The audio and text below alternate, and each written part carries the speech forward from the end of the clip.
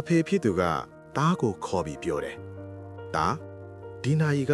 မဲအဘိုးပေးခဲ့တဲ့နှစ်ပေါင်း200တက်တန်းရှိတဲ့နာယီဟောင်းလေးပဲဒီနာယီကိုမင်းကိုမပေးခင်မြို့လေးကနာယီဆိုင်မှာဘလောက်ပေးမလဲတွားမေးကြည့်ချေတဲ့တားဖြစ်သူကနာယီဟောင်းလေးကိုကင်ပြီးချော်သွားတယ်တားဖြစ်သူပြန်ရောက်လာတော့မျက်နှာမကောင်းဘူးအဖေနာယီဆိုင်ကဒီနာယီကို$ပဲပေးမိတယ်ဒါကအရန်ဟောင်းပြီးတန်ကြီးတန်နီလို့အဲ့လိုပဲတန်တယ်ပါတဲ့အဖေကပြုံးပြီးပြောတယ်ရပါလေအခုတခါရှေးဟောင်းပစ္စည်းပြတိုင်းမြူဇီယမ်ကိုတွားပြီးမေးကြည့်ပါလားတဲ့တားဖြစ်သူပြန်ရောက်လာတော့အံ့ဩတကြီးနဲ့ပြောတယ်အဖေရဲ့ပြတိုက်ကဒီနာယီကို$1 သန်းပေးမိတယ်ဗျဒါကအရန်ရှားပါတဲ့ရှေးဟောင်းတစည်းမှုလို့တန်ဖိုးမဖြတ်နိုင်ဘူးတဲ့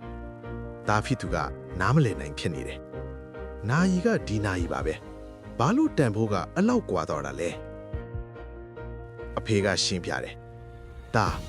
အဖေမင်းကိုသိစေချင်တာကတော့နေရာမှန်ရောက်မှကိုတန်ဖိုးကိုသိနိုင်တယ်ဆိုတာပါပဲနာယီဆိုင်ကဒီနာယီရဲ့သမိုင်းကြောင်းကိုနားမလဲတော့တန်ကြီးတက်နေတဲ့တန်တိုတန်ဆလို့ပဲမြင်တယ်ပြားတိုက်ကြတော့သူ့တန်ဖိုးကိုနားလေတဲ့အတွက်ယရနာလို့မြင်တယ်မိတ်ဆွေခမ ्या ကိုလူတွေကတန်ဖိုးမထားဘူးအရာမသွင်းဘူးဆိုရင်ဝမ်းမနေပါနဲ့ခမ ्या ကနေရာမှားနေလို့ဖြစ်ပါလိမ့်မယ်ခမ ्या ရဲ့တန်ဖိုးကိုမသိတဲ့နေရာမှာအကြာကြီးဆက်မနေပါနဲ့ခမ ्या ကိုတန်ဖိုးထားမယ့်နေရာမှန်ကိုရှာဖွေပါ